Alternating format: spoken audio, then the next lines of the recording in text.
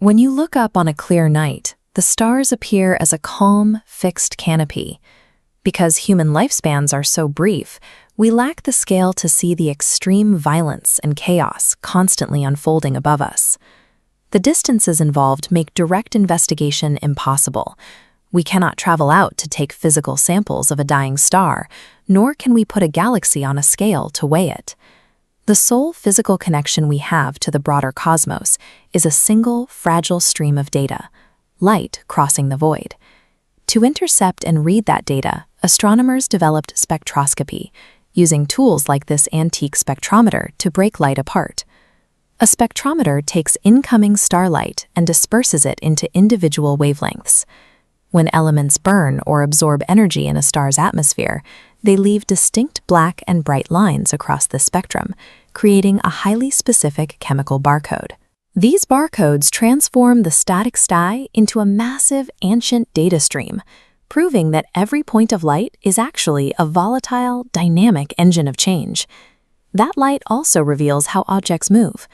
As a light source moves relative to us, its waves compress or stretch, much like the changing pitch of a passing siren. If a star approaches Earth, its light compresses into a Blueshift. If it moves away, the waves stretch into a Redshift. This animated spectral band shows a common example. The black line you see is the chemical fingerprint for hydrogen, which naturally occurs at exactly 656.28 nanometers. When we point our telescopes at distant galaxies, we watch that exact line physically stretch out toward the red end of the spectrum, shifting to 660 nanometers. Using Hubble's formula, we can translate that visual stretch directly into speed by multiplying the redshift by the speed of light. That tiny jump along the spectrum means the galaxy emitting that light is speeding away from us at 1,700 kilometers per second. In the 1920s, observations confirmed that nearly all distant galaxies display this redshift, and their speed increases directly with their distance. The conclusion was undeniable. The universe is not static, but actively expanding in all directions. To understand the matter filling that expanding space, we have to look at the internal mechanics of stars. A star is maintained by hydrostatic equilibrium, a continuous war between the inward crush of its own gravity and the outward blast of nuclear fusion in its core. The winner of that war is determined the moment the star forms. The initial mass of a star dictates its entire evolutionary path, how long it will burn, and exactly what kind of corpse it will leave behind. Low and intermediate mass stars, like our Sun, reach a gradual end.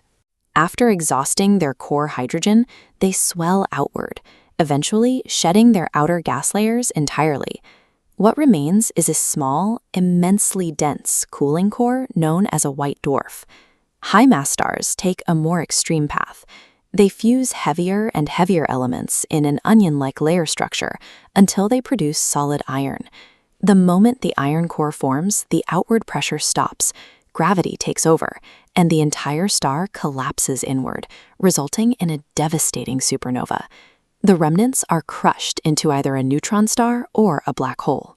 This diagram shows the scale of Betelgeuse, a massive supergiant nearing the end of its life. Its atmosphere is bloated so far outward that it would consume Jupiter's orbit. Soon, it will detonate. These stars are the universe's foundries. The massive pressures in their cores and the violence of their explosive deaths provide the only mechanism capable of forging heavy elements and scattering them into space to form new planets. While stars move and die within space, the cosmic expansion we measure between galaxies is a completely different mechanism. That cosmological redshift happens because the fabric of space itself is stretching. Imagine a balloon with dots. As you inflate it, the surface stretches, moving the dots apart.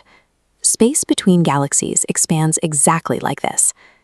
But by tracking supernovae, astrophysicists realized this expansion is actively accelerating, driven outward by a mysterious force called dark energy.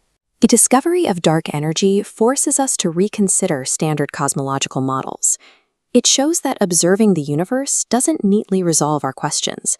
It exposes hidden mechanical forces pulling the strings from the shadows.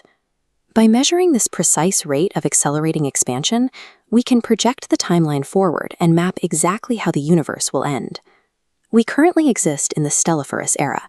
It is a highly active, luminous window of time, where gas compresses into stars, energy flows freely, and complex chemistry occurs. Eventually, the gas required to form new stars will run out. The universe will enter the Degenerate era, populated strictly by dead white dwarfs, neutron stars, and black holes. Deep in the future, even those remnants will decay, leaving only black holes that will slowly evaporate into radiation. The physical absolute at the end of this timeline is heat death. Dictated by the second law of thermodynamics, the universe will achieve maximum entropy. Every pocket of energy and heat will be exhausted, distributed uniformly across an impossibly vast void. The physical reality of the cosmos does not conclude with a fiery cataclysm.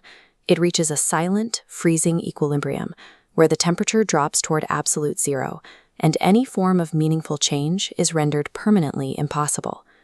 If space-time can stretch, accelerate, and eventually decay into total stillness, we have to ask what kind of stage we are actually standing on.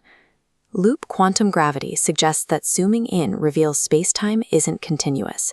It's built from distinct quantized fragments, implying space and time are emergent. Alternatively, the holographic principle proposes our 3D reality is encoded on a flat 2D boundary, projecting the geometry we experience. Because light travels at a finite speed across an expanding void, cosmic horizons physically prevent us from seeing the entire picture. Vast regions of the universe, and likely the final answers to its underlying architecture, will remain permanently inaccessible to any observer.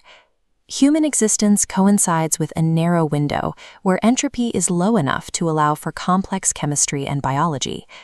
In this context, decoding Starlight is a race to map the architecture of reality, while the cosmos still contains observers capable of asking what it all means.